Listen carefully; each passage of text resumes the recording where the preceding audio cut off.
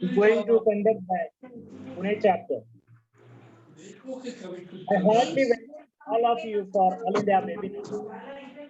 I would like to take an opportunity to introduce today's guest, Dr. Mahesh Rokde, who delivered the talk on kidney disease. It's a very important topic of the subject for the discussion. I'll give a brief introduction about the guest. Dr. Mahesh Rokde is a consultant nephrologist and transplant physician in Pune. He completed his MBBS and MD medicine from PJ Medical College, Pune, and did his DNB nephrology from Muljabhai Patel Urological Hospital at Nadiad, Gujarat. He is also a fellow of International Society of Peritoneal Dialysis. His area of interest are acute kidney injury, dialysis, and kidney transplantation. He is associated with a leading hospital in Pune and also run his private clinic here. I heartily welcome Dr. Mahesh Rokde. Sir, please, over to you. Okay, thank you, Mr. Kiran, for the kind introduction. Have everyone arrived, or we need to wait for some time? Yes, sir, we have to start Ranji, we because are our session will be end at 5:30, so we might utilize this time. Okay, fine. I Continue, need the for parties. I need the screen sharing rights. It is said host disabled participant. Mr. Rajesh, would you please make a host to the Dr. Mahesh Rokde? Yes.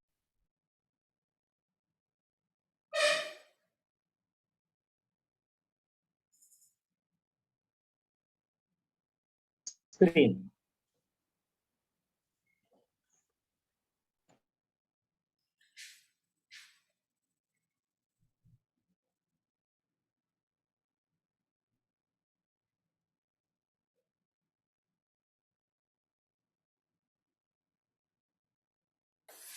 Yeah, is everyone able to hear me? Mr. Kiran, I'm audible, right? Yes, yes. Yes, yeah.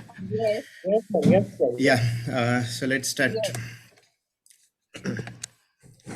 Actually, it is a great honor and privilege to be talking in front of all of you, and with all your blessings, I'll just give you a brief overview of kidneys. See, basically, there may be a lot of medical terminologies in this, but finally, after one topic is over, I will tell you what is the take home from a particular topic, like what is important from a common man's point of view. So even if you come across a lot of medical terminologies, just bear with me. All right. So I'm not going to like what the topic says all you wanted to know about, but definitely you will be more wiser about your knowledge about kidneys once this lecture is over.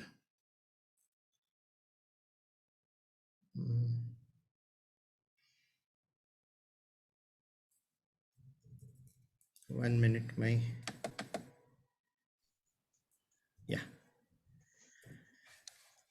Yeah, before I start my lecture, I would like to tell you that, see, since you all would, God forbid that you may have to visit kidney doctors ever, but I would like to give you this information that there are two types of kidney doctors. I am a nephrologist. Nephrologist is a kidney physician. So we deal primarily with all kinds of kidney failure. Acute means a temporary kidney failure, and chronic means a permanent kidney failure.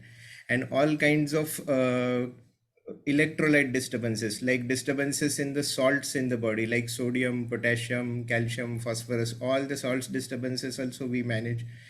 Normally people go to a cardiologist whenever their blood pressure increases, but no one manages hypertension better than a kidney doctor. And also we deal with the main treatment which we offer is offering kidney dialysis and kidney transplantation to patients with kidney failure. And there is another kind of kidney doctor which is called as the urologist. He is a kidney surgeon. So every branch will have a physician and a surgeon, like a cardiologist and a cardiothoracic surgeon. Similarly, there will be a nephrologist and a urologist who will be a kidney surgeon. And all kidney stones, prostate related issues, all the cancers of the kidney, and all the bladder related issues like the urinary incontinence, etc., those will be primarily go to the urologist colleagues of us. So, see, ev- every one of us has gone through this kind of a situation sometime in our life, right? And whenever our bladder is full and our bladder is going to give us a signal that you have to go and pee immediately. So, just 1 minute. I am.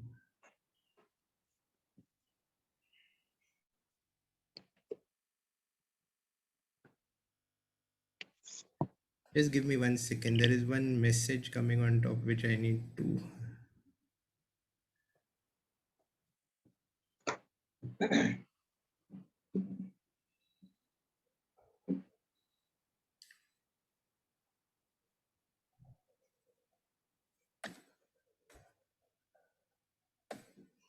Yeah. So, jokes about removing waste products from our body is a very, very serious issue, and it can someone now? No, actually, because people are joining and that message is coming in between, Right. asking me, and that is popping every time.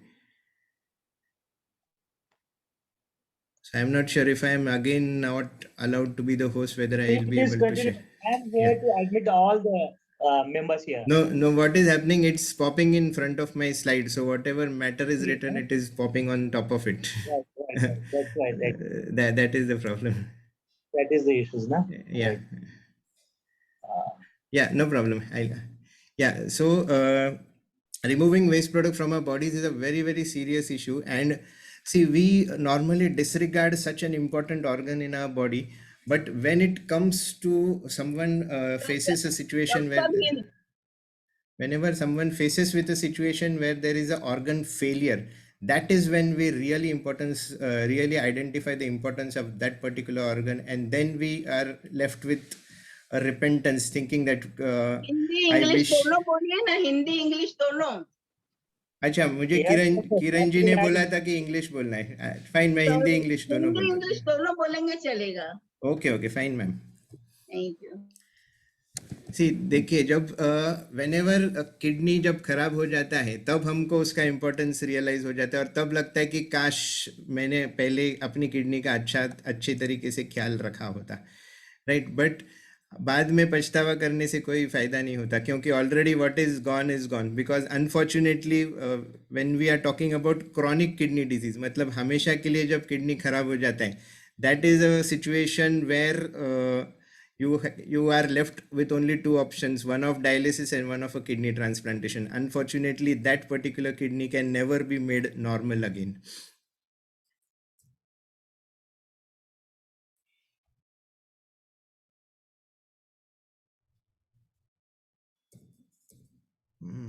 What's happening?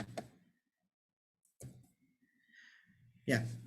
So now this goes without saying that which organ I'm talking about. See, primarily there are three excretory organs in the body. One is the kidney, one is the liver, and the third one can also be called as the lung, because lung helps in excreting the carbon dioxide which is piling up in the body. So every cell in our body needs to excrete waste, and so our body is made up of small cells, and whenever each cell is going to excrete this waste into the close by capillaries, then all these capillaries are going to drain into the blood vessels, and these blood vessels now are full of toxins. These are not needed for our body, and that is why these toxins need to come out of the body, and these excretory organs like the liver, lungs, and the kidneys are then primarily going to wash out the toxins which are building up in our body. So many of us who may be engineers, they can relate that all gas burning automobile engines, they have oil filters that keep the oil from getting too dirty to do a good job of lubricating. Similarly, the blood supply of human beings also need to be filtered in order to keep the blood from getting contaminated, because more the contamination, the function of other organs is also going to be hampered. So once the kidneys go on a hartal, the all the other organs like the heart, the intestines, the hepatobiliary system, the brain, the gastrointestinal system, everything is going to get affected. So kidneys are a very, very important organs. And so now that we have a startup to this issue, let us see what is the anatomy of the kidney. See, the God has blessed us with two kidneys, and in simple language, kidney is the size of your own fist. So a child's kidney will be the size of his own fist, a adult's kidney will be the size of his own fist, and the size of the shape of the kidney will be a bean shaped. So there are two kidneys. The kidneys are primarily located in the posterior aspects on the back side. So many times people come with pain on the front side, or even just above the umbilicus. That pain usually is not because of the kidney. We'll see that in coming slides what kind of pains are there in kidney and why there could be pain. So here you can see in this figure that this is one kidney and this is the other kidney, and this kidney has been shown as a cut section. In the kidney there are two parts. This, the outer part which I'm marking with the can you see my pointer moving? Can someone tell me? Yes, we can see the pointer. Okay, so this outside part of the kidney is called as the cortex, and all of us must be aware that there are filters in the kidney. So all the filters which we talk about are present in this outer part of the kidney. This is called as the cortex, and these cortex will further have tubules, which I am going to show in the coming slides, and they are going to drain, and those tubules are primarily present in the medullary region. Now this medullary region will form into a renal pelvis, and this renal pelvis is connected to this long tube. This is called as the ureter, which opens into the bladder. Now this bladder again is a muscle, and this, see, in human being is blessed with two sphincters, and that is why whenever a bladder, even if it gets full, still the control is in our hands, and unless and until we open up this internal sphincter, which control is in our pontine micturition center, we are not going to pass urine anywhere.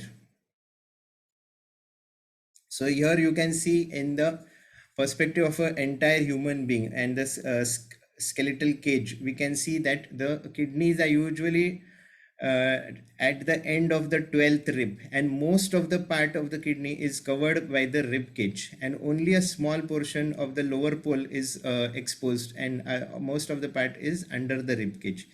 And that is why whenever we do a kidney biopsy or take a tissue from the kidney, we normally prefer the left kidney, because the left kidney is slightly lower and the kidney keeps on moving with inspiration and expiration. When you take a deep inspiration, the kidney goes down. When you exhale, the kidney goes up. So that is why if I have to do a kidney biopsy, I'm going to ask the patient to take a deep inspiration and hold his breath that time. And then a needle will come and hit his kidney, and then it will again move by.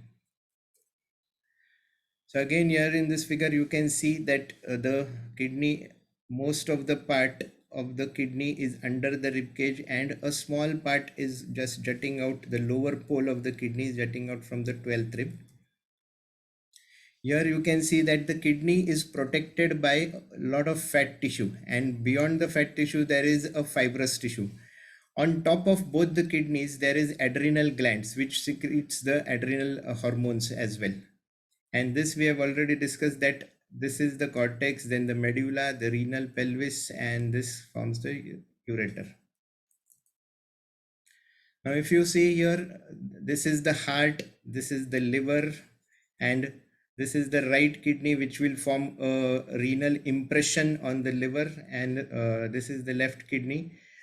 This is called as the aorta, which brings the pure blood from the heart. It will go inside the kidneys.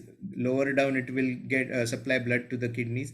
So this blood is going to go from the this is called as the renal artery. So the aorta is going to distribute into bifurcate into two parts. One is the left renal artery, one is the right renal artery, and all this blood is going to flow through the filter. And this is the inferior vena cava.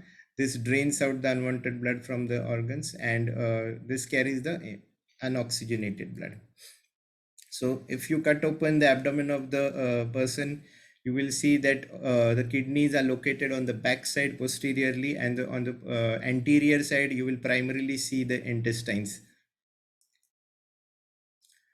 So now this figure I am showing you specifically to highlight one issue. See, this we have already seen. The ureter, this is where mostly the stones can get stuck, and this may lead to severe pain. And now these ureters, see, there are 3 points in the ureter where there can be constrictions and which can be areas where stones can get stuck. One is the uretropelvic junction. See, renal pelvis and ureter. So this is called as the uretropelvic junction. Then the second is our pubic bone is there. So there is a pelvic inlet. Here there is the second constriction, and the third constriction is where it enters the bladder. Bladder is also called as vesicle. So it is called as uretrovesical junction. So these are the 3 constricted areas where kidney stones can get obstructed, and they are trying to move down, so that can lead to severe pain.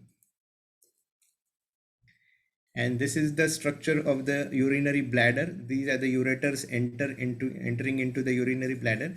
See, urinary bladder, though on the inside is a mucous membrane, like which we can see inside our mouth also. Primarily, it is a muscle, detrusor muscle. So as the urine keeps on building inside, the stretch receptors, so the bladder is going to get stretched, and the message by the spinal cord is going to go to our brain, and we are going to feel that urge. So then we will relax the internal urethral orifice, and then we will find a suitable place, and then we'll pass urine. This is the area where the ureters are going to open, this and this area. And this triangle is called as the trigone. So many a times whenever we have got severe urinary tract infection, this is the area which is inflamed, and this is also called as trigonitis. So that is why we get pain whenever there is a severe urine infection just below the umbilicus area, because the bladder is situated in that area. So this is how actually the kidney looks in the body. It is almost a dark brown color structure. This is the renal pelvis. These are the renal arteries and the veins, and this is the ureter. So when we actually remove the kidney, it is removed exactly like this when it is to be transplanted from a kidney donor to a kidney recipient. So it exactly looks like this, because it is removed with the renal artery, vein, and the ureter, and then a vascular surgeon is going to stitch it into the kidney recipient. And when you cut the kidney, you can see this structure which we already saw diagrammatically. This is the cortex outside part, then the medulla part, then the renal pelvis. This is repetition of the same thing. There is one video on urinary system which I'll just see if we have time after it's a 5 minutes video just found on YouTube. So if we have time after I finish my lectures, I'll show you this video. If I finish early, maybe we can see that video. So coming to the functions of the kidney, see, every one of us is aware that kidney is a excretory organ, and it forms urine as well as it passes urine, and it sends out all the toxins from the body through the urine. So this function of the kidney is known to everybody, and that is called as the excretory function of the kidney, right? But the kidney luckily has got other functions also. One is the homeostatic function, one is the endocrine function, one is the metabolic function. Now let us just have an overview of what exactly all are these functions. So excretory function, everyone, I just mentioned that formation and the excretion of the urine is called as the excretory function. Now here, when I was talking about the cortex and I was using the word kidney filters. Filter is just a layman term. In medical terms, it is called as the glomerulus or the nephron, right? And these are nothing but very, very minute size blood vessels only. You can measure them in microns, and this is called as the glomerulus. And this is where the filtration of the blood occurs, right? Blood will going to enter from here. This is called as the afferent arteriole. And then this is connected. Just a minute. See, this is the glomerular filter, and now this is connected here to the tubules. This is the proximal convoluted tubule, then the loop of Henle, then the distal convoluted tubule, and the collecting duct. So you will be amazed to see that how much amount of plasma is filtered in that small glomerulus. Like there are almost 10 lakh filters in one kidney. So we are talking about 20 lakh such glomerulus in both the kidneys, right? And the amount of plasma which is filtered in a day is almost 180 liters of plasma that is filtered through that small glomerulus of the very multiple glomeruli through the and amount of plasma filtered is 180 liters. And how much urine is formed? Only 1 to 2 liters. So what is happening through all these tubules? All these tubules, what is happening? They are reabsorbing the fluid. Like this is the glomerulus. This is filtering 180 liters of plasma, and all this tubules are reabsorbing and giving the fluid back to the body, and only 1 to 2 liters of urine is excreted. So it is a amazing structure which has been designed by God, I would say. So 99% of filtrate is reabsorbed, and only 1 to 2 liter of urine is formed. Now coming to the second function other than the excretory function is homeostatic function of urinary or the kidney. Homeostasis means maintaining a balance.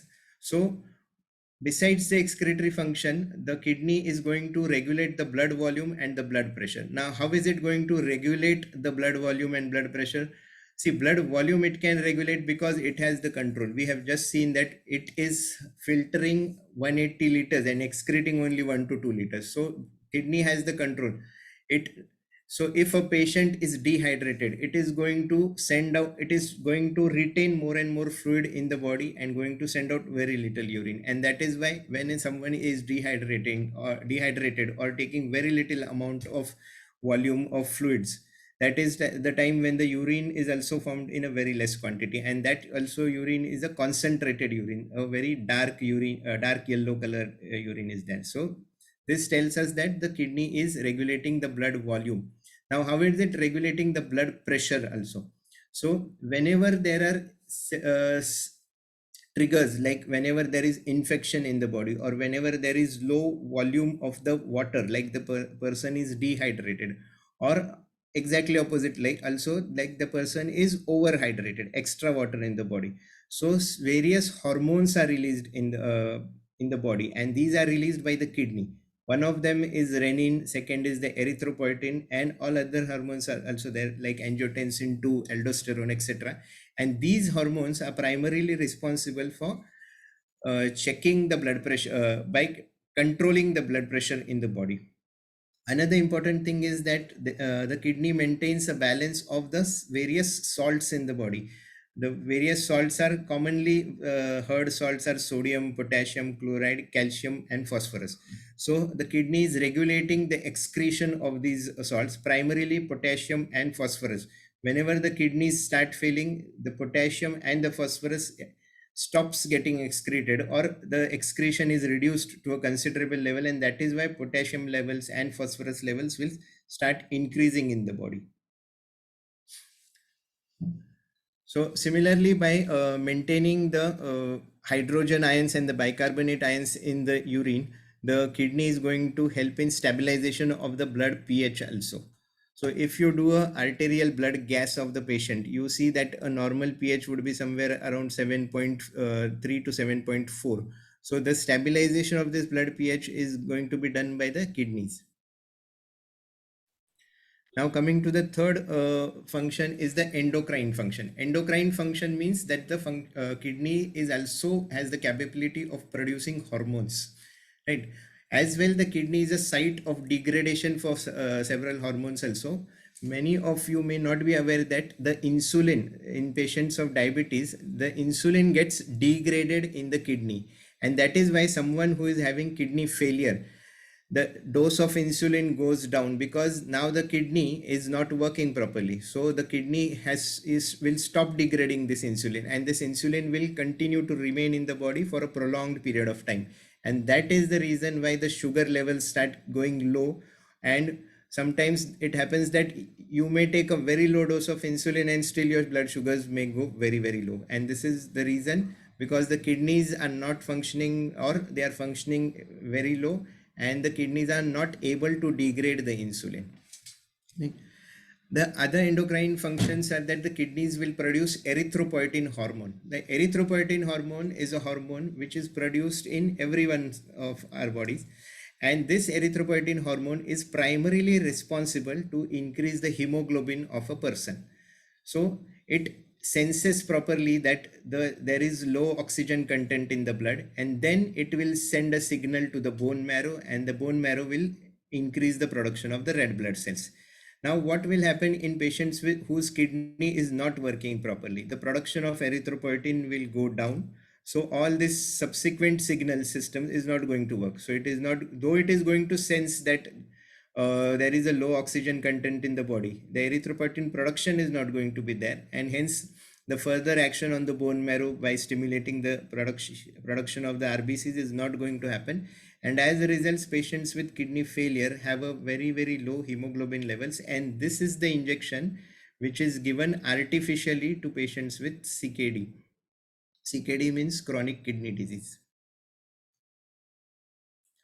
Now there is another hormone called as the renin, and this renin hormone is primarily secreted by the kidneys, and this hormone is released whenever there is a reduction in the renal perfusion pressure. Now, what do we mean by renal perfusion pressure? Whenever the blood pressure of the kidney, like what the kidney is being perfused, means the blood flow is coming to the kidney. So that flow goes down. So automatically the kidney senses that and it secretes renin. And then what happens? Renin causes increase in the blood pressure. So that is a safety mechanism by the body. Third endocrine function is that the kidneys are also primarily responsible for producing vitamin D3 from dihydroxycholecalciferol. Now coming to the fourth function was the metabolic function. Now kidney also cause gluconeogenesis. Means what? It does the production of glucose also during periods of starvation. So you can see that kidney is such an amazing organ. It has excretory function, it has homeostasis function, it has got endocrine function, and it has got metabolic function. Now that we have gone through the kidney function and have seen the kidney structure also, I'm going to give you a brief understanding of what happens when the kidneys start failing. What do you exactly mean by chronic kidney disease? There may be certain terminologies here, but I'm going to just simplify and let you know. See, what is CKD or chronic kidney disease? Now, initially these terminologies were chronic renal failure. Means if someone's kidney fails permanently, that is called as chronic renal failure. But there is a world body who has a control over these terminologies. A few years before, they have changed this terminology to a chronic kidney disease. And if someone's kidney fails temporarily, it initially was called as acute renal failure. Now it is called as acute kidney injury, right? So if there is a kidney damage for more than 3 months, and it is defined by either a structural or functional abnormality of the kidney with or without decreased GFR. Now let me read out this verse. Manifest by either pathologic abnormalities or markers of kidney damage, such as abnormalities of the blood or urine or in imaging tests. Now I will go in details. Now, in short, what you need to understand, chronic kidney disease means someone's kidney is failing permanently. The duration has to be more than 3 months of duration to call it as someone's kidney is failing permanently. Now, what are the other parameters? If you do a sonography of the patient, either you can see there are multiple cysts. Cysts means balloon-like structures filled with water. Those are cysts. And there is one kidney disease which is called as polycystic kidney disease. So either you can find such kind of a such kind of a structure on the sonography or a CT scan or an MRI, or there can be extensive scarring. Like if you get hurt somewhere on your body, there will be scar formation. So similar scars can be seen on the kidney also, or if the kidneys have become small. So any of these with a duration of more than 3 months, it is called as chronic kidney disease. Now, what do you understand by histology? If I see a patient who is passing protein in the urine and I do a kidney biopsy would be removing a small tissue from the kidney with the help of a needle, and then I see on the microscope that this filters, I will look at the filters properly, and then I feel that there is a permanent damage in those filters. Then that again will be fitting into the diagnosis of chronic kidney disease. So the same thing which I mentioned here, that proteinuria means passing protein in the urine. Microalbuminuria is again passing protein in the urine, but in very smaller amounts. You do a normal urine routine test and you can see in front of protein or albumin, it will be 1+, 2+, 3+, right? So this microalbumin stage is even before you start seeing this 1+, 2+, 3+, right? And passing blood in the urine is called as hematuria. So whenever someone is passing blood along with protein, it has got a significance as far as kidney damage is concerned. Otherwise, passing just blood can be because of just kidney stones also, or some urine infection also, or kidney cancers also. But whenever it is kidneys passing protein along with blood, then it has got different significance, and then it indicates that it is inflammation of the nephrons or inflammation of the glomerulus. So this is called as glomerulonephritis.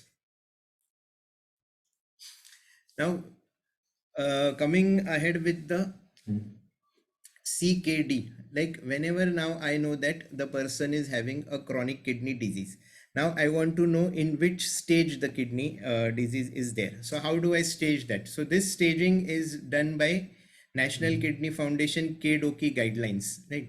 So normally both kidneys together will be how much? 100% functioning, right? So we had seen in the previous slide that the glomerulus was filtering 180 liters of urine, 180 liters of plasma, and 1 to 2 liters urine was forming. So that rate is called as glomerular filtration rate. And normally a glomerular filtration rate for a normal adult is 90 to 120 ml per minute per 1.73 meter square body surface area, right? So if someone is passing protein in the urine and a kidney biopsy is done, right, that person's kidney function is normal, but he has CKD, right? Because his kidney, there is a permanent problem with the kidney. So that is CKD, because he's passing protein in the urine. So that person will be classified as having CKD stage 1, right? So these stages are done as per the as and when the kidney function starts declining. So if it is more than 90, it will be CKD stage 1. If the kidney function goes down further, it is between 60 to 89, then it will be CKD stage 2. And if it goes down further, it is 30 to 59 CKD stage 3, 15 to 29 CKD stage 4, and the last stage is less than 15. This is the time when people will start requiring dialysis, because normal human life is not sustainable with so low kidney function, because then all the toxins will start getting accumulated in the body, and the patients will start, the other organs will start getting affected because of that toxin accumulation. And then that is why it is very important now that these toxins get removed from the body, and that is done by a process which is called as dialysis. Now, see why it is important here. These first 3 stages, 1, 2, and 3, especially 1 and 2, these patients never get diagnosed. Usually people will start getting diagnosed usually in the later stage. Why is that so? Because the signs and symptoms of kidney failure are usually very subtle. Sometimes there can be very, very mild signs. I'm going to tell you in detail about what signs and symptoms we are going to see once the kidneys start failing. But these signs are very subtle.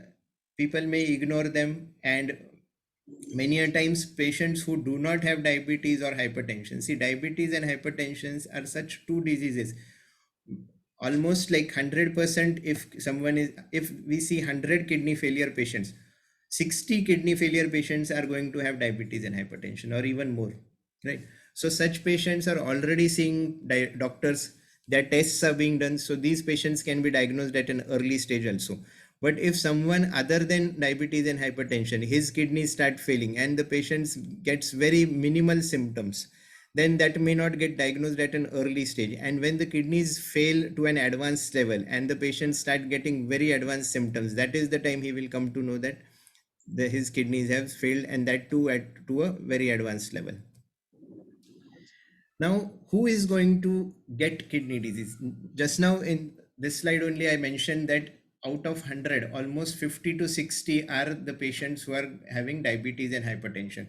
So obviously 50 to 60% of kidney disease, primarily chronic kidney disease, are because of diabetes and hypertension. So even if we take care of these two categories of diabetes and hypertension, we will be able to take care of almost 50% of the population who is at risk of developing chronic kidney disease. So other people who are at risk of developing kidney disease is the elderly population, also without having diabetes, hypertension, also may be at risk of developing kidney disease. And why is that so? See, there is something called as the aging process. So as the age starts picking up, there is a normal aging process, like the you may get cataract, the bones starts getting weak, the hair will start graying. This is the natural aging process. And another interesting thing I would like to mention here is that after the age of 30 years, your kidney function will start declining by 1% per year. So if someone is 60 years old, his kidney function naturally has declined by 30, right? So if someone is 60, his GFR, which normally let us say his GFR is 100, right? So a person who is 60 years old, his normal GFR would be how much? 70. And if we see the other extreme, like someone who is 90 years old, we can see that his normal GFR only will be somewhere around 40 to 50, right? And these kidneys, though these are not diseased kidneys, but these kidneys can be easily amenable to any damage, like someone gets dehydrated, or someone even consumes a couple of painkiller pills. Such patients may easily get kidney failure. This may be a temporary kidney failure also, because by popping one or two painkiller tablets, no one is going to have a permanent kidney failure. Even similarly by dehydration. But these kidney problems can come in elderly populations because of the aging process, the lower GFRs that is remaining. So these patients are at more risk of developing acute kidney injuries. Someone who is very obese, who is consuming tobacco for a very, very long time, these are definitely at a high risk for developing chronic kidney disease. Another thing is patients having kidney stones, or patients who are having family history of kidney disease. These patients are also at a very, very high risk for developing kidney disease. This is a data of almost 15 years old from the USRDS. And here one thing which we can very clearly see, that the leading causes for kidney failure is again diabetes and hypertension. And it is, every one of you must have heard that by 2025 India is going to be the diabetes capital of the world. So obviously with the increasing diabetes, with increasing hypertension, with the lifestyle currently which we are seeing, like people are moving more towards fast food, there is increasing rates of obesity, then there is a new class has also come up, like where people are consuming lot of painkiller tablets. Obese people want to lose weight fast by not by exercising but by consuming pills. So many people order tablets from Amazon, Flipkart, and these tablets are known to cause kidney failure. So newer and newer causes of kidney failure are also coming up in this fast world. See here in this slide, I want to just highlight one thing. Look at the red and the orange bar and see this is the GFR. So when the kidney function is sufficient, like 60 to 89 is a decent kidney function. Like, so what I'm specifically going to highlight here is kidney function somewhere less than 60%. So this is the category where the kidney function is 30 to 59, and this is the category where kidney function is 15 to 29. So here one thing which I want to highlight here is that if you see the red figure here, the people who are dying even before requiring dialysis, because why I'm saying even before requiring dialysis, the dialysis stage is when the GFR is less than 15. We are not even looking at that particular stage. Here we are looking CKD stage 4 and this is CKD stage 3. CKD stage 5 is not even seen here. So you can see here almost 40% of people are dying because of cardiovascular disease. It is very commonly said that when you get kidney disease, you get heart disease free along with it. And second thing is that if you have kidney disease, your risk of having cardiovascular disease is almost 100 times more than a person of a similar age who is not having kidney disease. So suppose someone is there who is 60 years old, has kidney disease, or even for that matter, someone who is 45 years old or 40 years old, who is having kidney disease, his risk of cardiovascular disease and death also is going to increase 100-fold just because of the presence of chronic kidney disease. And that is why it is very important to identify kidney disease at an earlier stage and try to, it would be even better to try and prevent certain diseases. Like, see, if someone is having diabetes and hypertension and that patient is going to go on to have chronic kidney disease, medically what is possible is that we can only slow down the worsening of the kidney. You cannot treat the kidney disease completely, right? But if someone is going to develop kidney disease just by popping pills, like taking painkillers, taking Ayurvedic medicines, taking weight reduction tablets, this is something which is completely preventable. So it is very important to make awareness among the people that at least stopping these pills and having a healthy lifestyle is going to completely avoid this particular, like almost 10% of kidney failures nowadays are happening because of these drugs. Drugs means all these tablets, not the NCB wala drugs. So now that I have frightened you so much, I should also tell you that what are the symptoms of kidney disease. See, very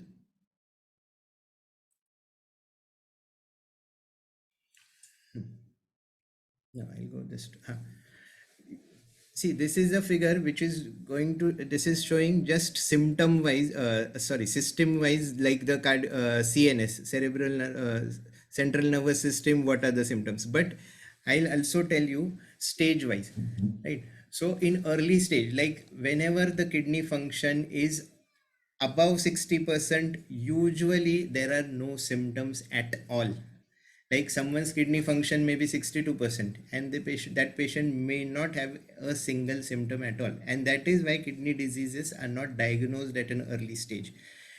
When actually the kidney symptoms start coming up, see, usually the earliest symptoms, like someone, let us take an example, a hypothetical example of a diabetic patient. So say someone who is having diabetes since 15-20 years and also having hypertension. Now this patient suddenly notices early morning puffiness under his eyelids, lower eyelids. So someone will see that this lower eyelids will start getting puffy, and this puffiness is usually there only early morning. Like the moment if you are in a habit of seeing yourself in the mirror, or if you are staying with a partner, then that person may tell you that there is some bogginess.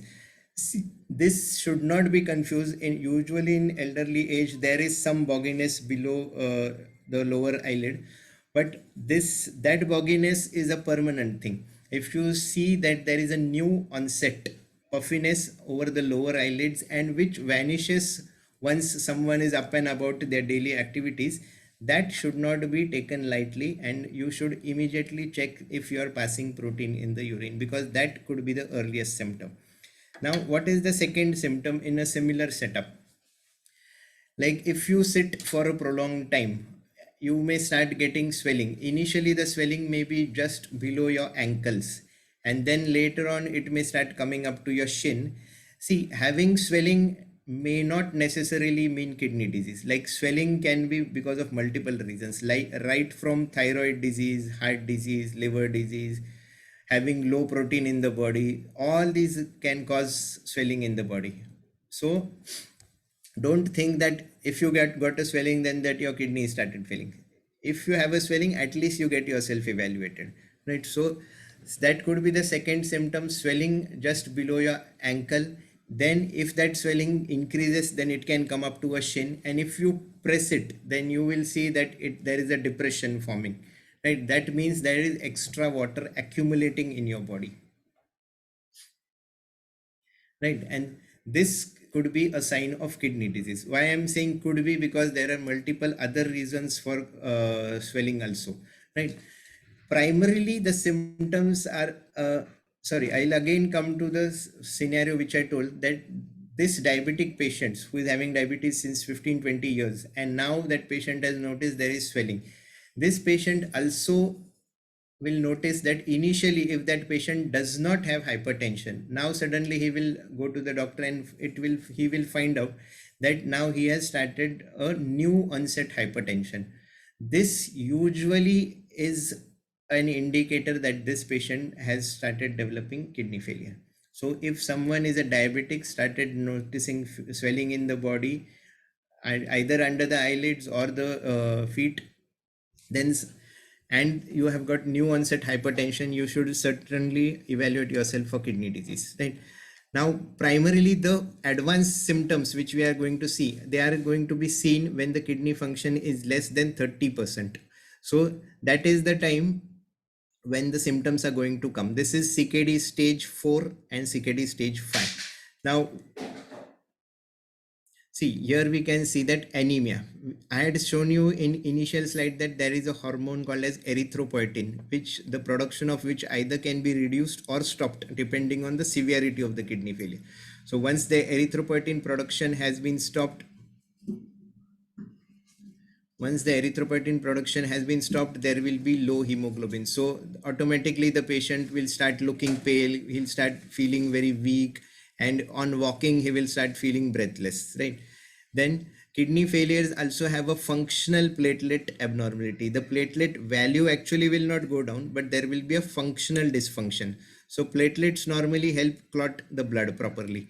So if kidney failure patients will get hurt, so their bleeding may not stop easily, or they may get bleeding from the nose, which is called as epistaxis, or if they get hurt, they may get bruising under the skin. Right. In advanced kidney disease like CKD stage 4 or 5, when the kidney function is very low, the patients will start getting itchy. Their body will continuously be itchy, and their skin will start becoming blackish. There will be blackish spots all over the body. And whenever such patients, especially when the kidney function goes below 15 to 20%, even if you see food, you will start feeling pukish. You will start getting nausea, and even beyond, you will start vomiting continuously. Right. In advanced stages, like certain patients are now already on dialysis, and these patients are not getting dialyzed properly, then these patients are going to get tingling numbness over their feet. Now this tingling numbness can also be because of diabetes, which is uncontrolled for a prolonged period of time. Another important thing is that because of kidney disease, there is something called as renal osteodystrophy. In simple language, I would like to tell you that the bones start becoming weak, the phosphorus levels in the body and in the blood start increasing. This phosphorus now starts getting accumulated in the blood vessels as well as the heart, and that is one of the reasons why people die because of kidney disease. And that is a reason why I mentioned in the previous slides that the risk of cardiovascular death is almost 100 times more in CKD as compared to a comparable other person who does not have CKD. This is the same slide telling you, see, these symptoms primarily you will see in advanced CKD, like person is vomiting continuously, not feeling hungry at all, is extremely weak, not able to sleep properly, continuously itching all over the bodies. And this time in the advanced stages, he will have a swelling which is not episodic or not there for just a small time in the morning, but it is there continuously. And these patients also may have hiccups. Hiccups primarily may be because of the high urea levels or low sodium levels. And when the water continuously starts accumulates to such an extent that it reaches the lungs, then the patients start feeling breathless also. Now, since we know that kidney disease is so dangerous, and once you have kidney disease, it cannot be treated, but it can be only, the kidney function can be only prevented by from deteriorating further.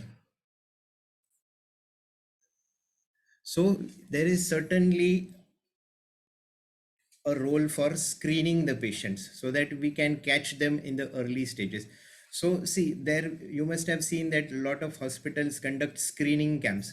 But see, if I do a screening camp for a general population, like today I just announced ki on World Kidney Day there is a screening camp and come just get your tests done. How much kidney failure patients I'm actually going to find out?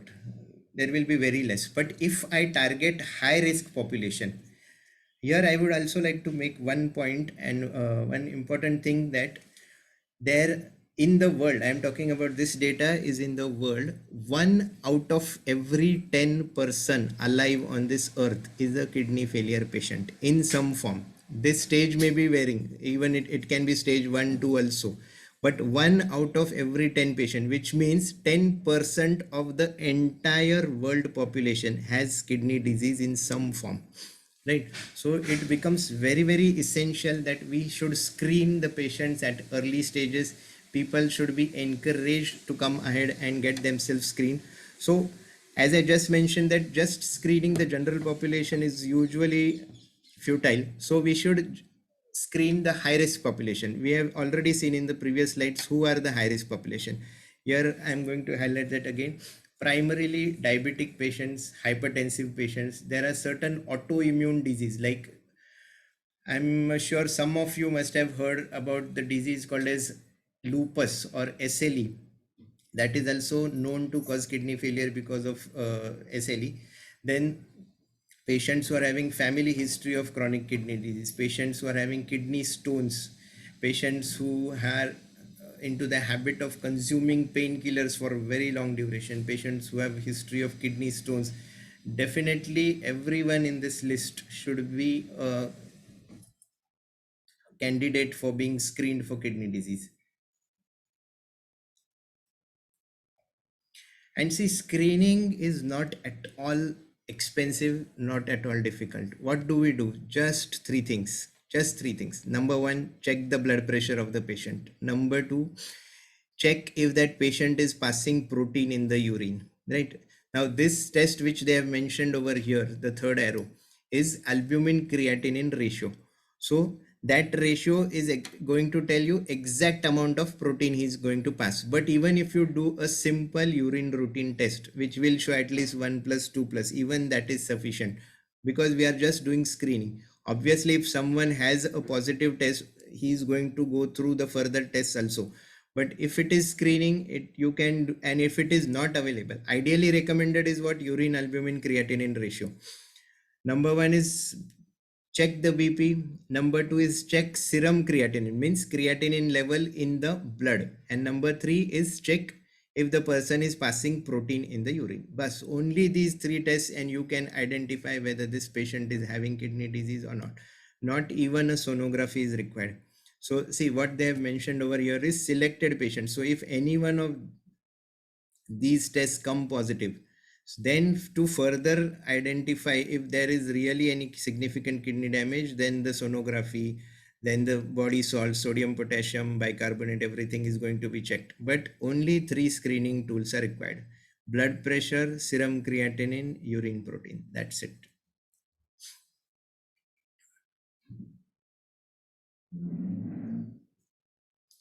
See, this is a very important slide I want to give. See, I had mentioned at the start of the reading that I'm a take home message about CKD. This is the one. Number one is that chronic kidney disease is a progressive disorder. It cannot be cured. So many a times people see common questions which we are faced is whenever someone has a kidney failure, say creatinine. See, kidney failure means not necessarily the stage of dialysis. Now we have already seen that it is only CKD stage 5, that is less than 15% requires dialysis. All other stage are managed on medicines, right? So, but it is also important to know that someone who is kidney function is 60%, right? So that 60% is not going to remain at 60% forever. It is going to drop over the years. Now it is going to drop by how much percent? Now that drop speed is going to be determined by the patient's own blood pressure. So let us take an example, Mr. X. So his creatinine is say 2.5 and his kidney function is say for example 55%, right? Now the most important thing here to be seen is that this person is going to have a decline in the kidney function over the years. Why? Because this is a progressive disorder. This cannot be cured. So once you have chronic kidney disease, eventually your kidney function is going to go down, down, down, and you are going to reach a stage where it will be less than 15% and dialysis will be started, right? So now this Mr. X, his kidney function is 55%. His blood pressure is 130/80, means perfectly okay, normal. Now let us take, there are two more clones of Mr. X. The second Mr. X blood pressure is 150/100 and the third Mr. X blood pressure is 200/110. Now here the most important thing here is that the first Mr. X whose blood pressure was well controlled, his kidney is also going to fail over the years. That is means the kidney function is going to go down and down, but his speed of worsening is going to be the slowest means how much? 3 to 5% per year, a decline of 3 to 5% per year. Now let us see the third Mr. X whose blood pressure was 200/100. Now his kidney function will rapidly worsen. There is no upper limit of worsening. So it is possible that this person, if his blood pressure remains that high continuously, I'm not talking about one episodic high blood pressure, continuously, if that person's blood pressure is going to remain high, then that person's kidney function may even drop by 20% in a year. So this person from 55 may lead, go to stage of dialysis in how much? 2 years also, because 20-40% will go off and then he'll reach a stage of dialysis. But the first Mr. X, his kidney function is going to decline only by 5%. So he will get almost 10 plus years till he reaches a stage of dialysis. And that is why medications showing to a doctor is very, very important. Because I understand that if I am telling you that this cannot be cured, but this is the difference which is very, very important when it comes to getting treatment and not getting treatment.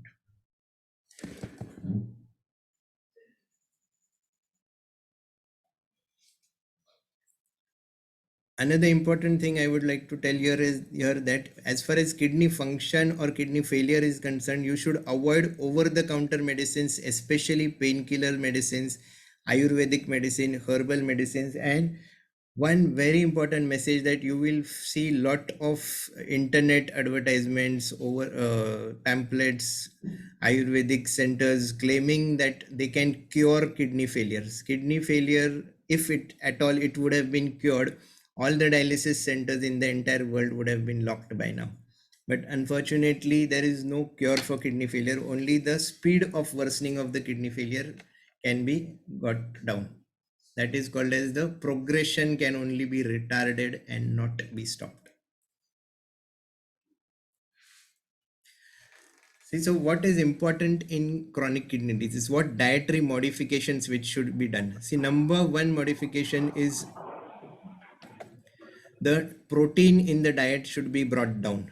Because see, normal protein is how much? 0.8, normal recommended protein is 0.8 gram per kg body weight per day. So in CKD, what we are doing, we are reducing it by 60%. There are further studies where there is very low protein diet. This is called as low protein diet or LPD, and something which is VLPD or very low protein diet, where it will be 0.4 to 0.5 gram per kg per body weight, right? By reducing the protein in the diet, what we are doing, one is this protein is going to get converted into urea. So whatever symptoms because of high urea are going to be there, we are taking care of that. Second thing is the speed of dropping of the creatinine. We can also control that. So reduction of protein, very, very important.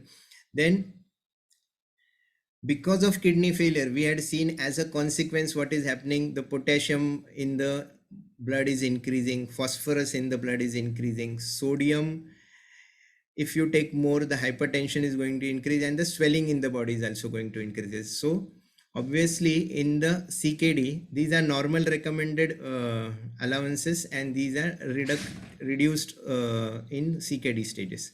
So automatically we have to reduce the intake of sodium, potassium and phosphorus. And besides this, what is most important is someone who is having swelling, he should have a reduced water intake, or in short, reduced fluid intake. See, every one of us is aware that every one of us somewhere has heard that if you want to keep your kidneys healthy, what you should do, पानी ज़्यादा पियो, right? तो what I have seen कि kidney failure होने के बाद भी लोग पानी ज़्यादा पीते रहते हैं, फिर क्या होता है, सूजन बढ़ जाता है, राइट? सो किडनी फेलियर ना होने के लिए पानी ज़्यादा पीना is what is recommended, and that also is what primarily recommended for kidney stone patients, कि किडनी स्टोन ना हो करके या किडनी अच्छी रहे करके. तो दैट ज़्यादा मतलब how much, 8 to 10 or 8 to 12 glasses of water. In short, how should you determine that you are taking good amount of water? That is, urine ka color pani jaisa ho. That means you are sufficiently hydrated. If your urine is dark colored, see some now by dark colored what I mean कि कुछ लोग and supplements भी लेते हैं B complex के, तो उसकी वजह से भी yellow urine होता है. So that doesn't mean कि आपका पानी का intake कम है, because certain drugs are also excreted into the urine. So drugs excreting in the urine, that can also give urine color. But if you have to talk about someone who is not on any medicines, he should take adequate water, which is 8 to 12 glasses of water. So these are the few examples of, I think we are running short time. So these are few examples of high protein foods and high phosphorus foods. So in short, what you have to remember, see, I give a simple thing of 4P. पहला P पानी, दूसरा P protein, तीसरा P potassium, चौथा P phosphorus. और ये चारों P हमको कम करना है. पानी कम करना है, स्वेलिंग है तो प्रोटीन कम करना है, पोटेशियम करना है, कम करना है, फॉस्फोरस कम करना है, right?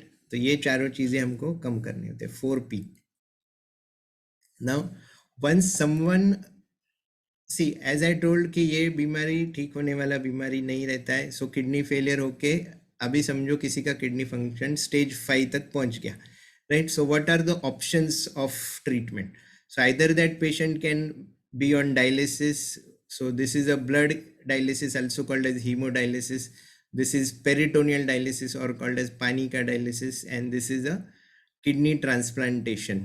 So a transplanted kidney is fitted here somewhere lower down.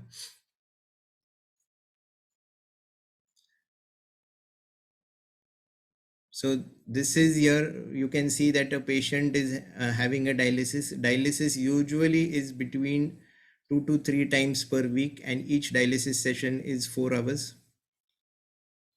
This is the filter, actually you can see it here. This is where actually the blood filtration is happening. The machine is used only to move the blood, right? So for dialysis, you either need a blood vessel which is going to remove blood from your body, or a catheter. So this is a fistula from which blood is, from the red part the blood is removed, and from the blue part blood is given back to the body, the filtered blood. This is a PD or water dialysis, wherein these 2-liter water bags, they are put inside. See, there is a peritoneal cavity where all our intestines are there inside this peritoneal cavity. So ऐसा सोचो कि एक थैली है, उसके अंदर पानी जा रहा है, फिर पानी अंदर प्योरीफाई हो रहा है और प्योरीफाई होके बाहर आ रहा है. अब ये प्योरीफिकेशन कहाँ होता है? ये जो इंटेस्टाइन के आजू बाजू में ब्लड वेसल्स है, उधर से यूरिया क्रिएटिनिन एब्जॉर्ब होता है, एंड यूरिया क्रिएटिनिन एब्जॉर्ब होके ये दूसरे ट्यूब में बाहर जाता है.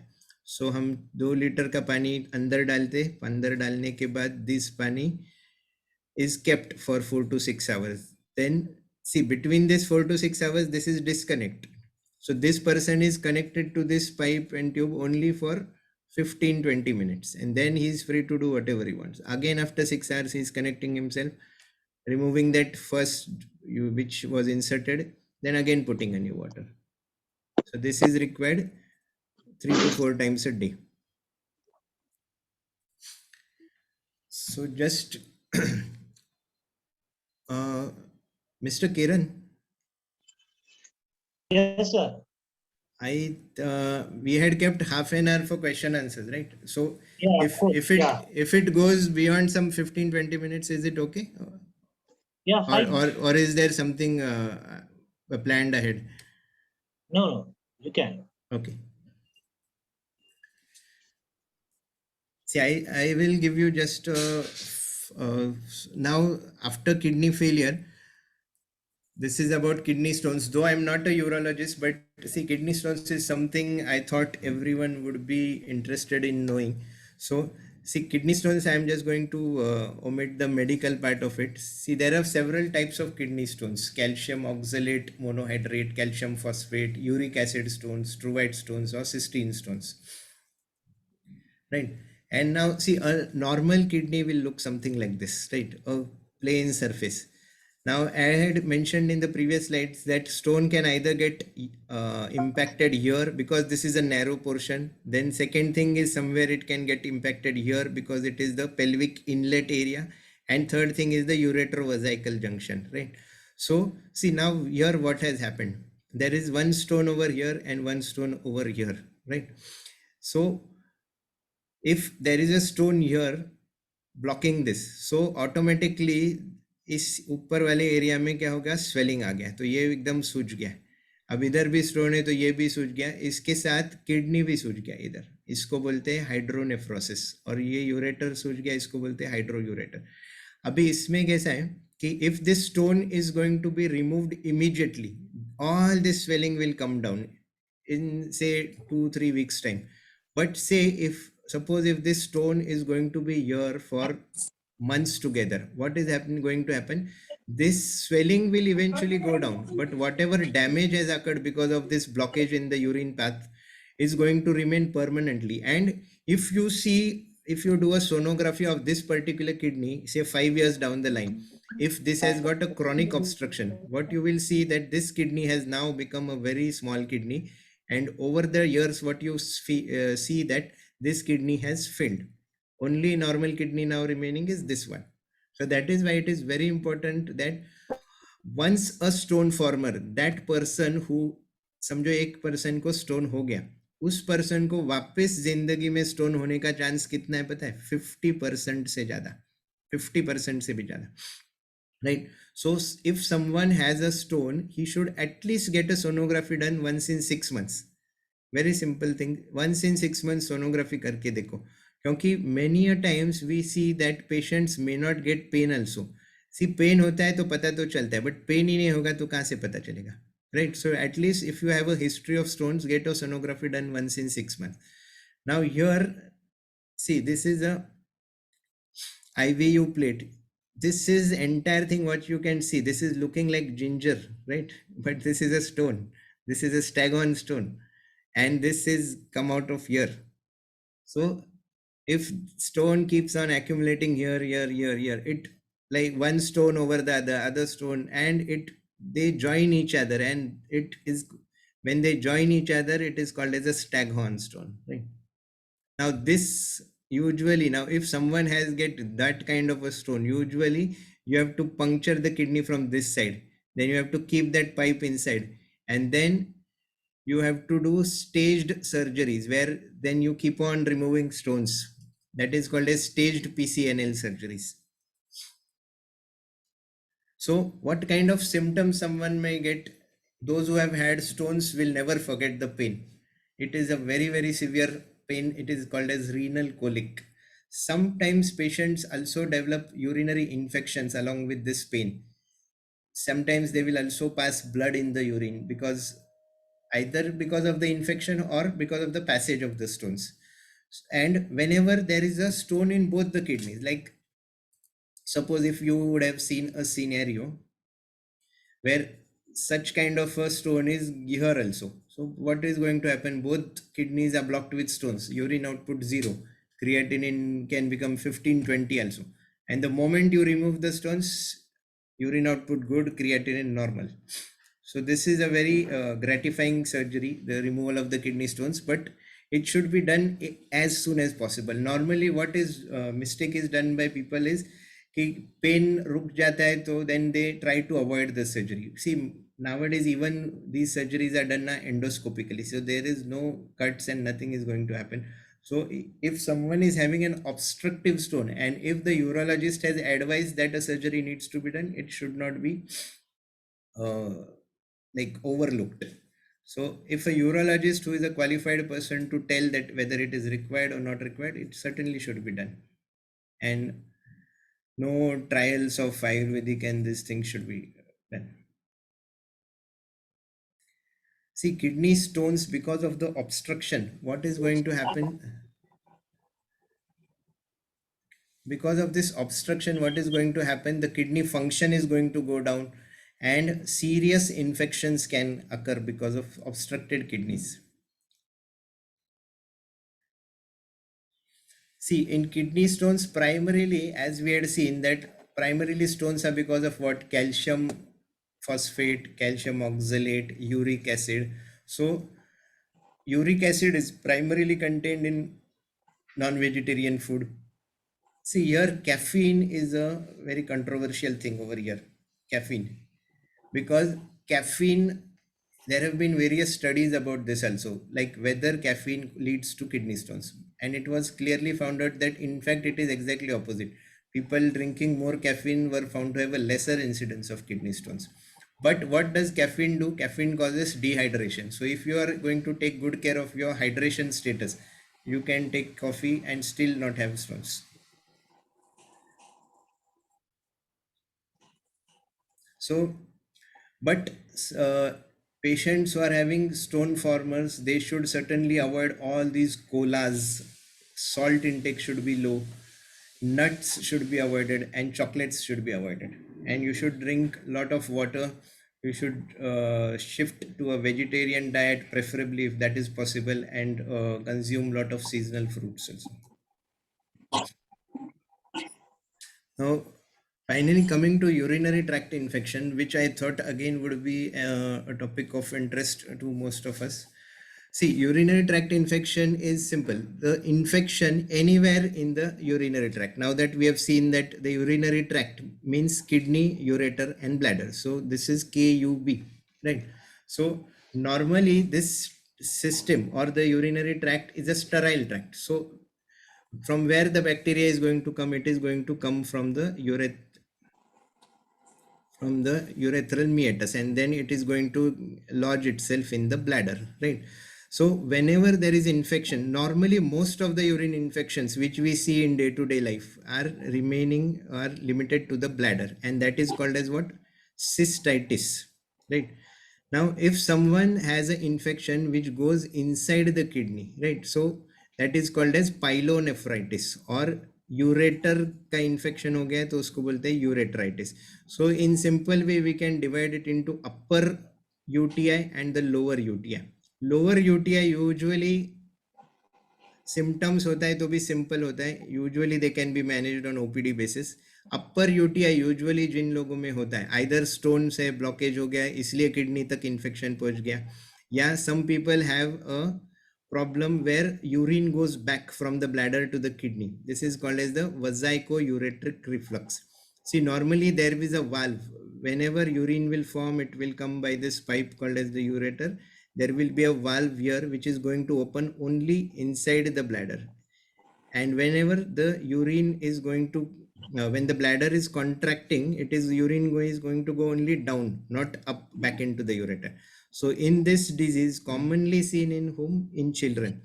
This is called as VUR or vesico-ureteric reflux. In this, the urine is going to go back again. This can lead to serious pyelonephritic infections. And in such patients where there is upper urinary tract infection, there can be a pain, tenderness in the upper back and sides. Patients can have severe high-grade fever and chills. There will be nausea, vomiting. Whereas normal cystitis or lower urinary tract infections, people will have just burning in the urine. They will have to have an increased frequency or urgency of the urine. They'll not be able to hold the urine and will have to go frequently to pass urine. Sometimes there can be blood in the urine, or the urine can look very cloudy and may have a strong odor. In certain people, there can be either a pelvic pain or a rectal pain. See, diagnosis of a urine infection, simple. Do a urine routine test. If there is pus cells or leukocytes, normal 0 to 5 pus cells are seen in everyone, but there can be urine infections where pus cells can be just 1 to 2. But if you do a urine culture is a test which shows that which organism has led to the infection. So it is not necessary that if there is urine routine you do and a pus cells is 0 to 2 and that patient may not have infection. But in 95% of patients, a normal urine routine report means no infection. So treatment obviously will be decided by the treating doctor. In lower urinary tract infections, which means simple cystitis or lower ureteritis, oral antibiotics may be prescribed. But in upper urinary tract infections complicated by kidney stones, obstruction, neurogenic bladder, or the VUR which we just saw, there where we are dealing with pyelonephritis, then certainly these patients should be admitted, IV antibiotics should be given, and that also for a prolonged duration of 2 to 3 weeks.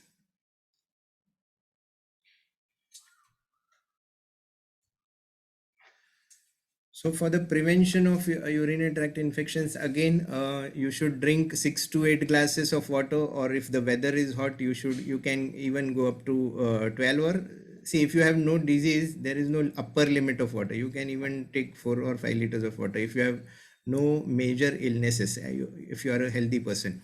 And another thing is, don't hold urine for too long periods of time. And if you are having issues relating, like there is continuous urgency, you are not able to hold the urine, if there is a pelvic pain, urinary incontinence, or problems with your bladder, that your bladder is not emptying completely, like if you check a post-void residue, your bladder is not emptying completely, these again will be managed by the urologist. But in such cases also, if the bladder is not emptying completely, these people are at risk of developing a urinary tract infection. So these should be handled properly by necessary tests and subsequent treatment. Thank you.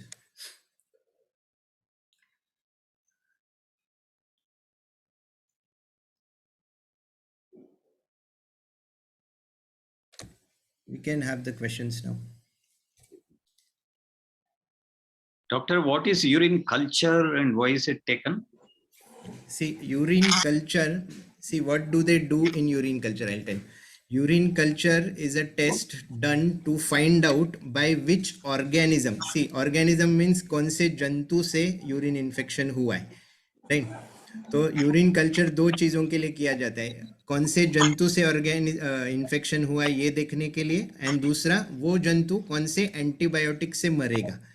तो आप अगर urine culture का report देखो, उसमें क्या करते हैं, आपका यूरिन का जो बॉटल होता है उसमें से 2-3 ड्रॉप एक कल्चर प्लेट पे डालते हैं, right?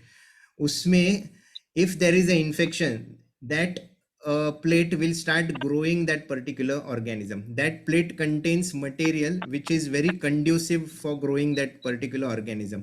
So suppose E. coli नाम का एक जंतु है, लाइक ऑर्गेनिज्म है, तो वो वहां पे ग्रो होने लगा, right? So once it is started growing, the microbiologist is what it he is going to do कि उसमें वो एंटीबायोटिक के स्ट्रिप्स भी लगाएंगे, राइट? तो उनको पता चलेगा कि फिर एंटीबायोटिक, कौन से एंटीबायोटिक के लिए वो सेंसिटिव है और कौन से एंटीबायोटिक के लिए रेजिस्टेंट है। फिर जिस एंटीबायोटिक से वो सेंसिटिव है, फिर वो antibiotic is prescribed to the patient. Doctor, this creatinine and serum creatinine, how it is linked with the GFR? How that is the relation? See, when now I will give you an example. Serum creatinine is a toxin or a waste product in the body, right? Where is it is produced? It is produced from your own muscles, right? अभी serum creatinine आपका है, आप sorry not आपका, एक patient है x, उनका creatinine है suppose 2, right? उस पेशेंट का वेट है suppose 40 kilo only, right? And उनका वजन, उनका एज है 70, राइट? Okay. अब दूसरा पेशेंट है एक यंग बॉय है, उनका से 20 साल का उम्र है, उसका वजन है 70 किलो, इसका क्रिएटिनिन भी है 2, राइट? Okay. Okay. अब जीएफआर क्यों कैलकुलेट करते हैं और कैसे पता चलता है? अभी देखो, दोनों का क्रिएटिनिन 2 है, बट क्या इसका मतलब ये है कि दोनों का किडनी सेम फंक्शन कर रहा है? The answer is no, right? Now just give me 1 second. I will actually calculate and tell you how much difference are there.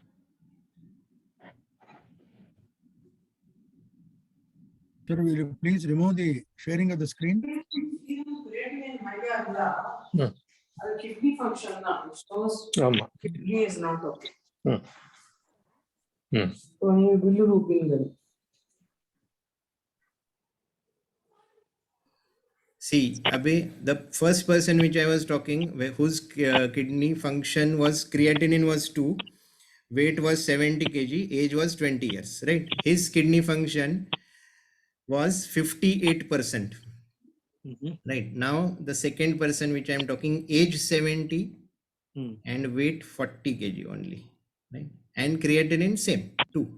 Now, his kidney function kitna आया? 19% only. तो दोनों का 2 creatinine है, but GFR में कितना फर्क आया? एक का 58, एक का 19. सो जीएफआर क्या कैलकुलेट करता है? पेशेंट मेल है कि फीमेल है ये देखता है, दूसरा देखता है पेशेंट का एज कितना है, पेशेंट का वेट कितना है, राइट? तो जीएफआर के, अगर आपके पास स्मार्टफोन है तो उसमें आप जीएफआर का फॉर्मूला भी सर्च करोगे ना, उसके क्लियर देखो, अभी ये मैंने ऐप से किया, Okay. Okay. तो हम क्लिनिक में बैठ के हर बार वो फॉर्मूला से डालते नहीं रहते, सिर्फ वैल्यूज डालते, 1 मिनट में वैल्यू आ जाता है। Okay. Okay. Okay. So what is GFR, sir?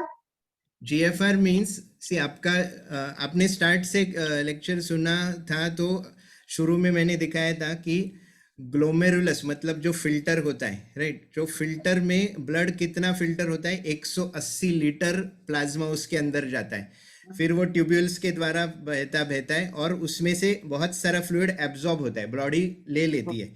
And urine कितना बनता है? 180 लीटर में से कितना बना? सिर्फ 1 या 2 लीटर बना।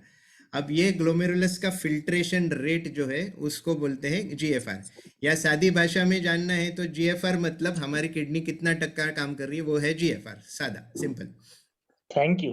अच्छा, एक अगर सीकेडी है और उसमें अगर हीमोग्लोबिन लेवल फॉल होता है 10.8 था, तो ये एक्यूटली फॉल होता है कि ग्रेजुअली फॉल होता है? नहीं नहीं, और ग्रेजुअली। सीकेडी की वजह से फॉल हुआ कि किसकी वजह से फॉल हुआ? तो इसका डिफरेंशियल डायग्नोसिस कैसा करने का? नहीं बताता हूँ मैं। सी अभी Can I ask one question, doctor?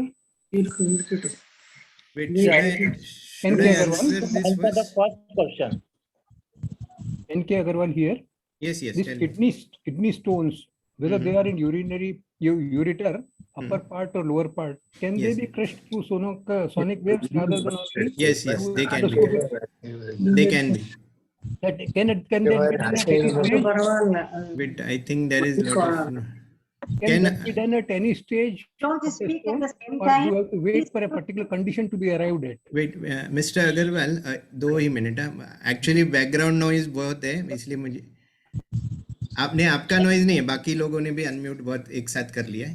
हाँ, so my question, doctor, was ये जो हीमोग्लोबिन लेवल फॉल होता है, तो सीकेडी की वजह से फॉल हुआ कि किसी और वजह से? ये कैसा डिफरेंशियली डायग्नोस कर सकते हैं? उसका कोई एक्स्ट्रा इन्वेस्टिगेशन जरूरी है? जी जी, सी कोई भी सीकेडी का पेशेंट है तो नॉर्मली क्या होता है, अभी समझो किसी का हीमोग्लोबिन ड्रॉप हो गया, राइट? तो ड्रॉप हुआ है तो पहले मैं क्या चेक करूंगा कि पेशेंट का आयरन डेफिशिएंसी है कि नहीं है, राइट? अभी हीमोग्राम का जो रिपोर्ट होता है उसमें एक MCV नाम का एक टेस्ट होता है, उसमें MCV लो हो जाता है तो मुझे एक आइडिया आ जाता है कि आयरन डेफिशिएंसी हो सकती है करके, राइट? तो ऐसा होता है तो then I will ask for iron test. फिर आयरन टेस्ट में अगर मुझे लगता है कि हीमोग्लोबिन आयरन की कमतरता है या डेफिशिएंसी है, then I will first replace with iron. Second thing is, all CKD patients, we anyway give B12 to these patients. So we may or may not check, but ideally, if I have to give a differential, then what I am going to check, I am going to check one is B12 level, second I am going to check iron levels. And if both of them are okay, then I am going to give him erythropoietin injection. How to know the blood And is how not- often that has to be given? That can be given from erythropoietin नाम का जो injection होता है वो हफ्ते में एक बार दिया जाता है, एंड डार्बेपोइटिन का जो एक इंजेक्शन होता है वो 15 दिन में एक बार दिया जाता है। अच्छा, rest of the life depends on what target of haemoglobin is 12 to 13 for CKD patients. Normal लोगों का होता है 14 to 18, राइट? सीकेडी के लिए we keep lower targets, because if you keep the hemoglobin of 14 to 18 in a CKD patient, that patient will have more incidence of heart diseases because of the blood getting thicker. Okay. Doctor, Right, thank you so much. Very informative. Doctor, Thank you so much. Doctor, you mentioned that painkillers will increase the creatinine and cause of CKD. Why painkillers create that? Just for information. Wait,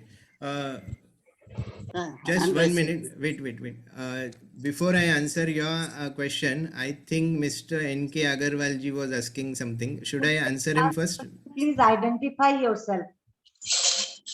See, I just asked you one question. Ji. That these stones which are formed in the upper ureters or lower ureters, yes, or within the kidney junction point, can they be crushed through sonic waves, or they have to be excised only through surgery? See, frankly speaking, this will be determined by the urologist, but see, I am a nephrologist, so kidney stone का sonic waves से भी crush किया जा सकता है, but वो kidney stone कितना ये कर रहा है, ऑब्स्ट्रक्शन कर रहा है। बहुत बार स्टोन होता है बट हाइड्रोनेफ्रोसिस नहीं होता है। हाइड्रोनेफ्रोसिस मतलब किडनी में सूजन नहीं है, तो ऐसे केसेस में सोनिक वेव से भी करते हैं। बट अगर सूजन बहुत ज़्यादा है, क्रिएटिनिन बढ़ा है, इन्फेक्शन है, तो ऐसे केसेस में यूजुअली सोनिक वेव्स प्रेफर नहीं करते हैं। तो उसमें क्या करते हैं, स्टेंट डालते हैं, डीजे स्टेंट डालते हैं, एंड एंडोस्कोपी से वो स्टोन बाहर निकाला जाता है। Okay. So Can that you share your mobile number so that in case any further contact is required to be done by you, that can be done? Yes, can be done. Please. Yes. Hello, Thank doctor. you. I have one question, doctor. One question for me. Yes. What is urodynamic evaluation? Urodynamic evaluation is done to check the bladder pressure and the bladder compliance. See, it is specifically done. See, again, this is a issue handled by urologists, but I'll still give you the information. सी कुछ लोग होते हैं जिनमें urinary incontinence होता है, कुछ लोग होते हैं जिनमें न्यूरोजेनिक ब्लैडर होता है. लाइक एक लास्ट स्लाइड में मैंने मेंशन किया था कि वाल्व ऊपर उल्टा है and that is called as vesicoureteric reflux, right? So whenever we find that the bladder is either having a high pressure or a very low pressure, in that case it is very important to find out the bladder dynamics, right? So that time what is done, a simple catheter is put inside the bladder and then the bladder is filled with fluid, and then it is connected to a machine where exact pressures are calculated, and based on that then the urologist will prescribe medicines to the person. Yeah, it can be cured by medication. It will depend on the diagnosis. Urodynamic study is just a test. I have a question, doctor. Hello. Urologist. He is a urologist. No, I'm a nephrologist. Because and I'm very, very, very bad urine problem. I can't hold at all urine. No, you will need a urologist for this. Yeah. I have a question, doctor. Yes, Mr. Ramaswamy. You mentioned that painkillers will lead to some problems in the kidney. Yes. The diabetics and high blood pressure patients, they are taking medicines for high BP and diabetes. Do they also affect the kidneys? Painkillers you are talking No, about? not painkillers. Diabetes medicines No, like... no, medicines do not affect. See, which medicines can affect the kidney? One is painkiller. And painkiller भी किस तरीके से affect करता है? Kidney में दो parts होते हैं. I had shown that outer part is called as cortex, which contains the filter, and the inner part contains the medulla, which contains the tubules, right? So the painkiller medicines is going to damage the tubules part of the kidney. And it is going to happen over a long period of time, right? Second, medicines which can cause damage to the kidneys is certain antibiotics like gentamicin, amikacin, colistin. These antibiotics are going to cause damage to the kidney, but again this damage will be temporary damage. But not statins and metformin, do they affect the kidneys? No, metformin does not affect the kidney, but whenever the kidney function goes below 30%, it can increase the level of lactic acid in the body. And that is why metformin is stopped when patients develop kidney failure. Kidney को affect नहीं करता metformin. Achha. What about statin drugs? Statin? What about methotrexate, sir? Statins? What about statins? Statin से क्या होता है, statin के several classes होते हैं. एटोरवास्टैटिन करके कॉमनली जो यूज किया होता है. सो कोई भी ड्रग होता है, सी स्टैटिन हो या कोई भी ड्रग हो, सारे ड्रग्स का ज्यादातर एक्सक्रीशन कहाँ से होता है? या तो लिवर से होता है या किडनी से होता है. तो जो दवा किडनी से एक्सक्रीट होने वाली है और किडनी का अगर काम कम हो गया तो क्या होता है, उस प्रोपोर्शन में हमको उस दवा का डोज कम करना पड़ता है. लाइक फॉर एग्जांपल रोजुवास्टैटिन अगर आप दे रहे हो तो वो हमको डोज कम करना पड़ता है, बट एटोरवास्टैटिन अगर दे रहे हो तो उसका डोज हमको कम नहीं करना मतलब वो अफेक्ट नहीं करते हैं, अगर है तो फिर कम करना पड़ता है. हाँ, डोज कम करना पड़ता है, अफेक्ट नहीं करते. अच्छा डॉक्टर, बीपी मेडिसिन से क्या होता है? बीपी मेडिसिन फिनोम नहीं, फिनोम से किडनी फंक्शन जब घट जाता है तो पोटेशियम बढ़ जाता है, उससे किडनी पर इफेक्ट नहीं होता है, पोटेशियम बढ़ता है. Thank you. Now the bladder is not fully emptied. Yeah, हाँ बोलिए. Can I ask you one question, doctor? No, someone was asking about the bladder not fully emptied. How to know that bladder is not fully emptied? See, you will yourself get a sensation that once you go for passing urine and once you come out, see, anyone who has passed their bladder to completion, passed urine to complete evacuation, they will have a sense of satisfaction, which cannot be explained, like no one can explain it, but we have that feeling, right? कि अभी bladder पूरा empty हो गया. But जिन लोगों का complete नहीं होता है, उनको एक वो feeling आता है कि नहीं ठीक से complete नहीं हुआ. That tells you that feeling. And after half an hour, you will again get that sensation of going back to the urine. So that could be a possibility that your bladder is not emptying completely. Okay, doctor, if when you pass urine, a Thank you, foam, doctor. kind of a Thank foam you. form, hello, a kind of a foam forms on the urine when you pass urine. So is that a sign of some problem with the kidneys? Foam is passed in patients who are passing protein in the urine. That is a very classical symptom. Patients who pass foam in the urine, they can have protein in the urine, but at the same time, see, we have seen that many patients का bathroom में, commode में soap डाला रहता है, soap, and उसकी वजह से भी patients को लगता है कि foam आ गया. This is a very commonly seen thing. Okay, so if CKD patients can have a urine test done, Yes, you should do a urine test and check if you are not passing protein in the urine. a normal urine test like Normal urine routine. Okay, thank you. Okay. Doctor, ये GFR painkiller. Which painkiller would be safe? Like See, only two painkillers are safe. One is paracetamol, means normal जो crocin मिलता है market में, right? That is one. And second is tramadol. And there is a medicine which is a combination of these two, which is called as Ultracet. This contains tramadol as well as paracetamol. So ये दोनों दवा इकट्ठा मिलता है. So this is safe in kidney failure patients. All other painkillers are not safe. Doctor, this GFR with the age of 70, what should be the GFR? Normal GFR would be 60.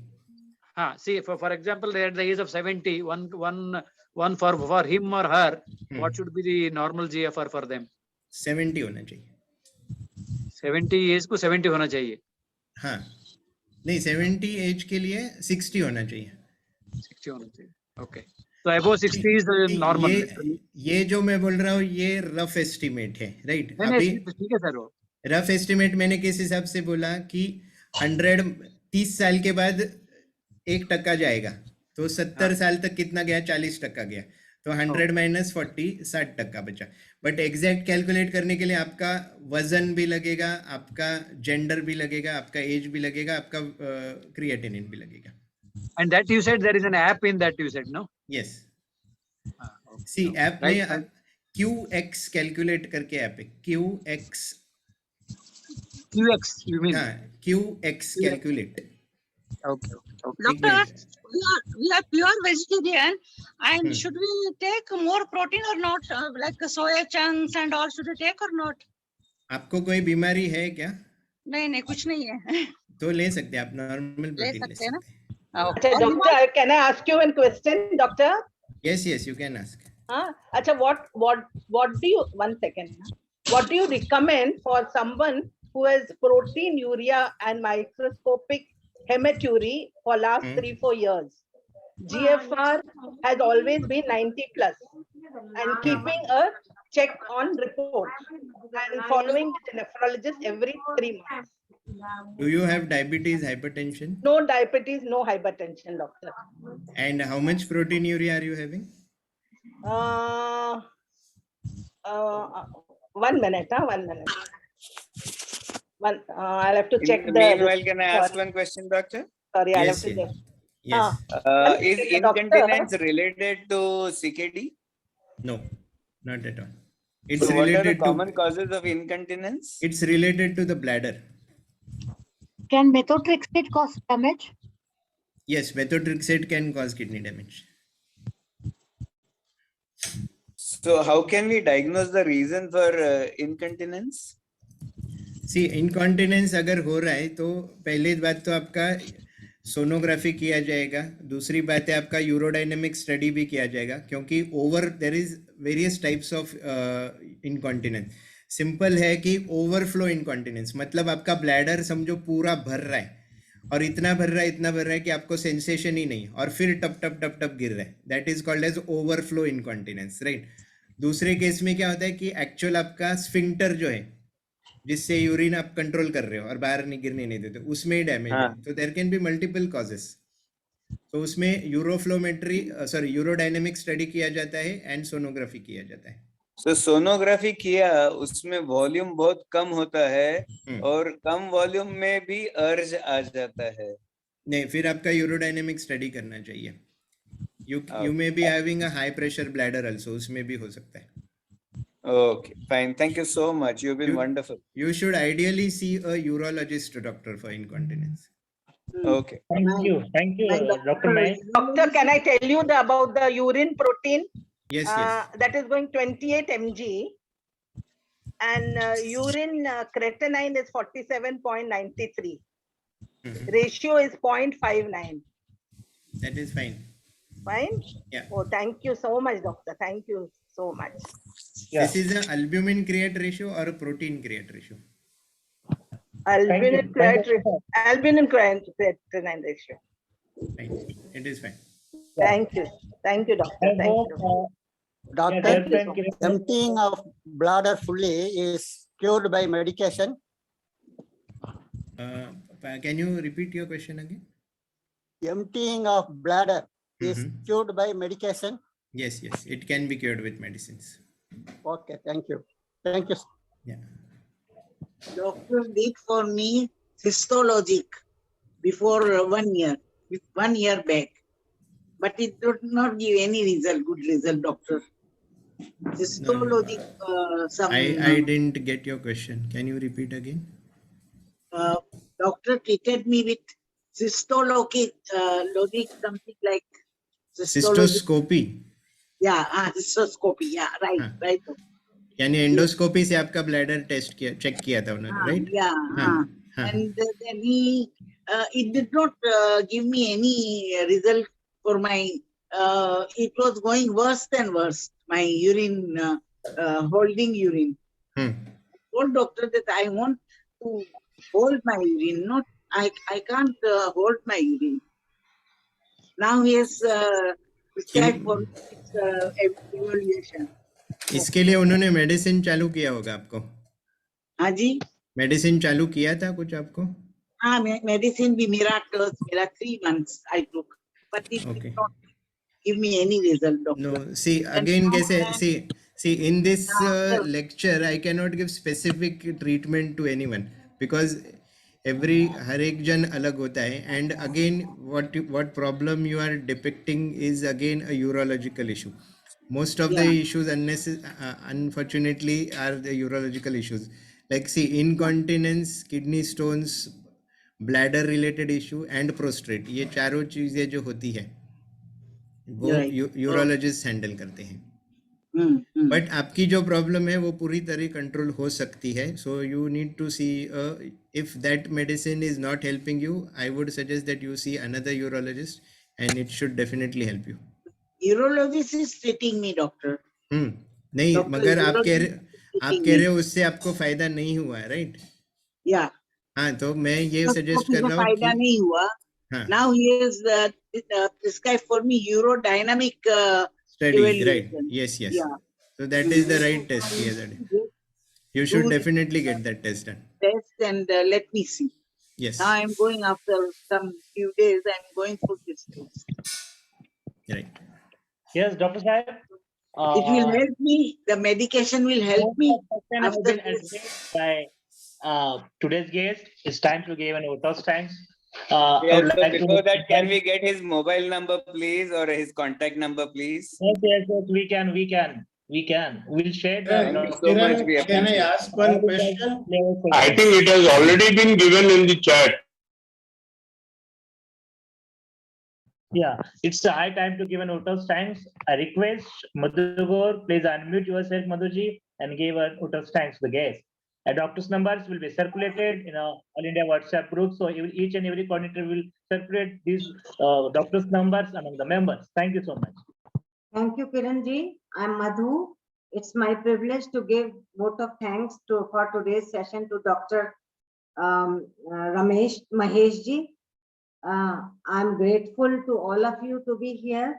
Dr. Mahesh, in a very simple language, explained all the functions of kidney, as well as what is a chronic kidney disease. He told us that this disease cannot be cured. It can only be slowed down. So we have to take all the measures to slow down the kidney disease if we are diagnosed with it. What is kidney damage? and what are the symptoms of kidney damage.